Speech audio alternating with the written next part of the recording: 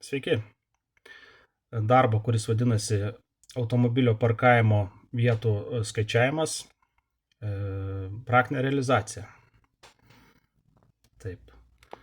Turime Walkly platformoje susikūrę schemą, kurioje dalyvauja tokie elementai kaip Arduino Uno mikrovaldiklio plokštė, LCD ekranėlis, ultragarso atstumo matuoklis išvažiuojantiem automobiliam, tai yra numeris 1, ultragarso atstumo matuoklis įvažiuojantiem automobiliam, tai yra numeris 2, ir servo variklį, kuris mano atveju atliks šlagbaumo funkciją.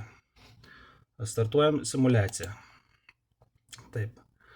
Užsidega 2 eilutės, rodoma laisvas vietas. Taip, pabandykime užpildyti parkingą automobiliais. Taip, automobilis privažiuoja.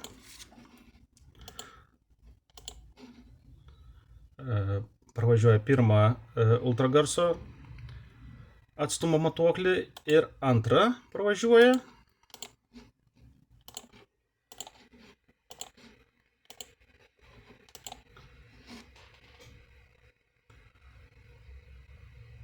Taip, šlagbaumas susidaro. Pakartojam dar tą patį. Matome, šlagbaumas yra atidarytas.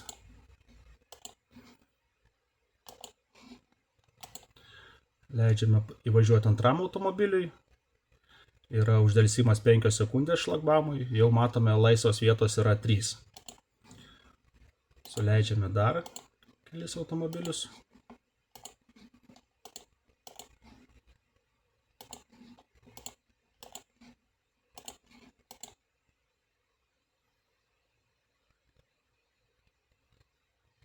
Lieka 2.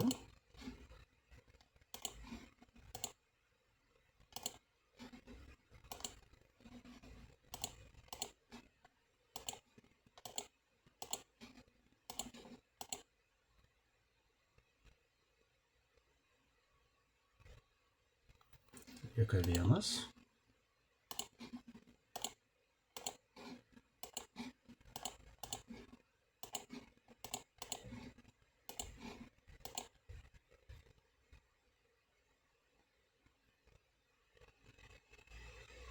Parkingas pilnai užsipildęs.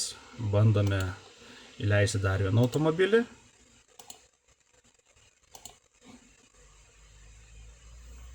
Ir gauname signalą, įvažiuoti negalima.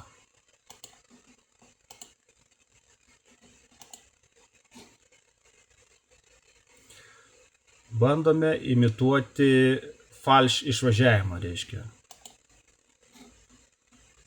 Parodome, kad bandom išvažiuoti. Pirmas jutiklis rodo signalą true, antras nerodo. Ir mes grįžtame.